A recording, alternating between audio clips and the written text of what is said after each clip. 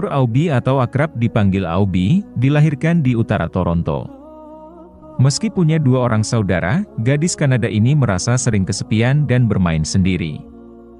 Ia juga punya imajinasi yang besar, sehingga pada usia 4 tahun telah bertanya tentang Tuhan yang tak terjawab oleh orang tuanya. Auby merasa mendapatkan perhatian ibunya hanya pada hari Minggu. Karena di hari itu, mereka bersama-sama pergi ke gereja. Aku dulu suka pergi ke gereja, mendengarkan khotbah, dan menatap salib besar, kata Auby, saat menceritakan kisah nyata perjalanannya menemukan hidayah. Memasuki masa remaja, Auby menjadi suka memberontak. Perlakuan kasar sang ayah, dan kurangnya perhatian ibu, membuatnya mulai membenci keluarganya. Sebagai pelarian, Auby banyak menghabiskan waktu bersama teman-temannya. Dan, mulailah Auby bersinggungan dengan minuman keras, dan obat-obatan. Untunglah, fitrah Auby masih cukup dominan. Saat berusia 18 tahun, ia terdorong untuk menjadi relawan pemerintah. Pilihannya ini juga menjadi solusi baginya, untuk berpisah dengan keluarganya, yang ia rasa tidak mempedulikannya. Aku meninggalkan rumah, ketika aku berusia 18 tahun, dan bepergian dengan sekelompok relawan yang disponsori pemerintah, selama 1 tahun, imbuhnya. Sekembalinya ke rumah, Auby masuk ke perguruan tinggi, sambil bekerja di instansi pemerintah, yang menangani anak-anak bermasalah. Selama aku bekerja di 2 instansi pemerintah yang berbeda, aku melihat semua jenis anak-anak dilecehkan dan rusak. Ini benar-benar membuat jiwaku menderita, ujarnya.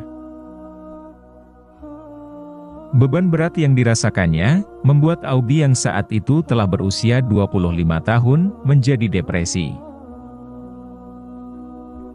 Satu malam di musim semi, aku memutuskan untuk bunuh diri. Aku menyiapkan kamar mandi dengan handuk, dan berlari menuju air panas di wastafel. Aku mengambil pisau tajam, dan mencoba mengiris pergelangan tanganku. Keluar sedikit darah. Tiba-tiba aku berteriak kesakitan, dan rasa takut menghinggapiku.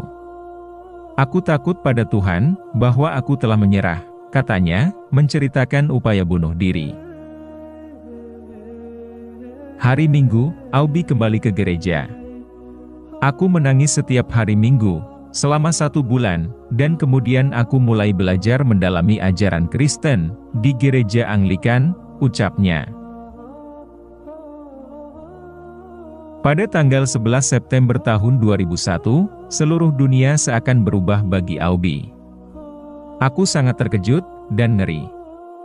Aku merasa, seolah-olah Tuhan menamparku. Peristiwa itu, tak pernah dapat dibayangkan sebelumnya. Aku pun takut, seperti orang lain. Lalu, aku mulai bertanya-tanya tentang apa dikatakan media, ujarnya, mengenang saat itu. Sebagai seorang wanita yang kritis, Auby tidak percaya begitu saja dengan media. Terlebih, ia memiliki teman-teman Muslim, yang sama sekali berbeda dengan apa yang disuguhkan media. Aku melihat teman-temanku yang Muslim, di tempat kerja. Mereka orang-orang baik, bukan teroris. Aku mulai berbicara dengan mereka.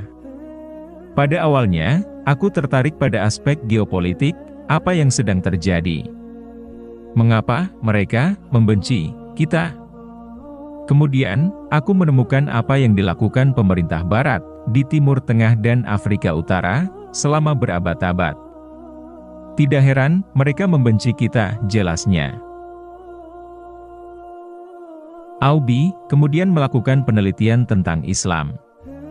Ide-ide Islam mulai merayap ke dalam pikiranku. Aku mencari orang-orang yang bisa membantuku di daerah ini. Alhamdulillah, Akhi Muhammad Safie bersedia mengajariku bahasa Arab dasar. Semakin mempelajari Islam, Auby semakin tertarik.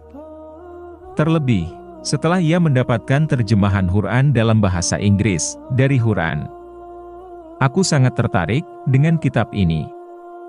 Rasanya, seperti kata-kata yang aku cari selama ini, tambahnya. Dalam masa meneliti Islam itu, Aubi mendengarkan azan dari sebuah masjid di daerah yang ia kunjungi. Entah mengapa, ia tiba-tiba menangis saat mendengar panggilan sholat tersebut. Perasaanku seperti bercampur antara kegembiraan dan kesedihan. Aku hanya ingin menangis, dan menangis, jelasnya. Pada tahun itu, tahun 2003, Aubi pun bersyahadat. Namun, secara terbuka, ia baru memproklamirkan diri di Masjid Damaskus pada tanggal 1 Januari tahun 2006 silam. Dalam rentang masa itu, ia dibimbing oleh ulama Masjid Toronto, Imam Hamid Slimi. Menjadi mualaf bukan hal yang mudah bagi Aubi. Ia mendapat penentangan dari keluarga, teman, dan lingkungannya. Ia kembali menjadi terasing, bahkan lebih terasing dari masa kecilnya. Ia ditertawakan, dicemooh, dan dimaki. Kendati demikian, Aubie yang telah mendapatkan nama Islam, Nur Aubie, tetap teguh dalam keislamannya. Sebab, aku tahu apa yang benar, tegasnya.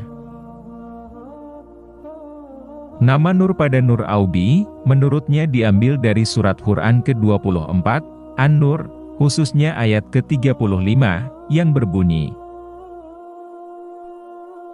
Allah, pemberi cahaya kepada langit dan bumi. Perumpamaan cahaya Allah, adalah seperti sebuah lubang yang tak tembus, yang di dalamnya ada pelita besar.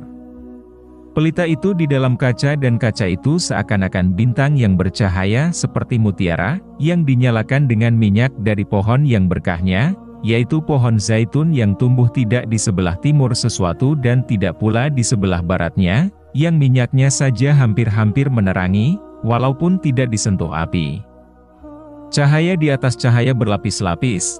Allah membimbing kepada cahayanya siapa yang Dia kehendaki, dan Allah memperbuat perumpamaan-perumpamaan bagi manusia, dan Allah Maha mengetahui segala sesuatu. Pada ayat ini, yang dimaksud, lobang yang tidak tembus, mishkat, ialah suatu lobang di dinding rumah yang tidak tembus sampai ke sebelahnya, biasanya digunakan untuk tempat lampu, atau barang-barang lain.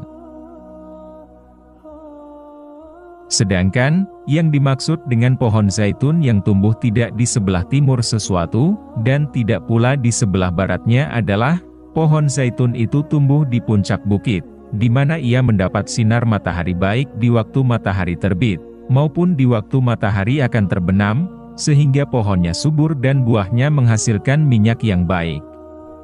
Subhanallah.